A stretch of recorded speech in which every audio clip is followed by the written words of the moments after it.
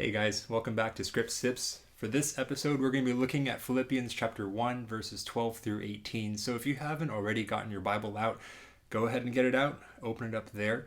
And while you're doing that, I'm going to give you a little bit of background information before you read the passage, just so you have a better idea of what's going on. And then after I explain that, I'll give you some time to read, and then we'll come back together and I'll give you a couple takeaways to get out of this passage.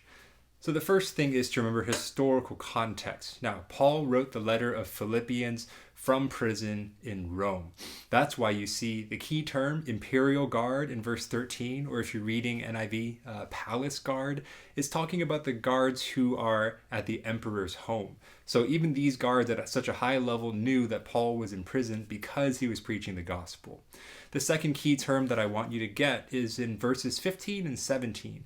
Paul mentions these people who preach the gospel, preach Christ out of envy or selfish ambition or rivalry, things like that. You have to remember that Paul had a lot of enemies. There were people who claimed to be Christians, and they could have been genuine Christians, but for whatever reason, they hated Paul, usually because Paul wanted to preach the gospel to the Gentiles, while these people believed that the gospel should only be preached to Jews. So chances are these are those people that Paul is referring to. So now that you have that information, let me encourage you, when you read this passage for yourself, focus on the question of how God uses suffering. Specifically, the idea that God doesn't let suffering go to waste. Because you remember, in this passage, Paul's talking about how he's suffering in prison, but how God is using his time in prison even for good. So keep that in mind as you read this passage. Pause this video, and then after you're done reading it, unpause it, and we'll get to explaining some application. Well, I hope your time reading the word was good. As I said, let me give you a couple takeaways. The first takeaway is going to be what I encouraged you to keep in mind while you read through this passage on your own, and that is the idea that God doesn't waste suffering.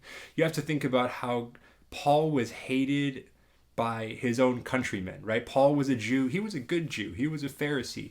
And he was a believer, but the people that hated Paul a lot especially were Jewish believers. These people who, in verse 15 and 17, preached Jesus Christ out of envy and out of rivalry. So it was particularly difficult for Paul to be suffering in that way, not only to be imprisoned by the government, but also to be hated by people who should be considering him a brother. But Paul gives us a really good perspective on this in that he realizes that his suffering isn't in vain. It's not useless because God doesn't waste suffering. That's why in so much of this passage, Paul is talking about how God has actually used his suffering to fulfill his own agenda. That is to say, God's agenda. And that's how God doesn't waste suffering. It's the fact that even when things are difficult in the lives of his people, God is still working out his ultimate agenda, which is to save more people and to bring glory to himself.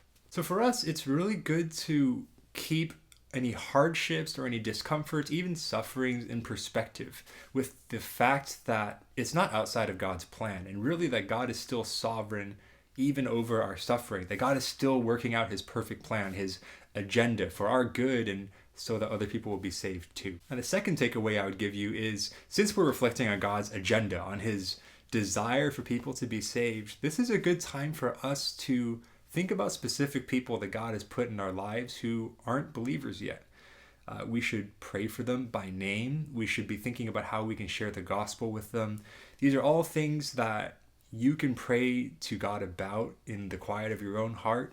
Ask him for wisdom, ask him to give you compassion for these people, and ask him to give you an opportunity to share the gospel. So that's it for today. Keep thinking about these things, and see you next time.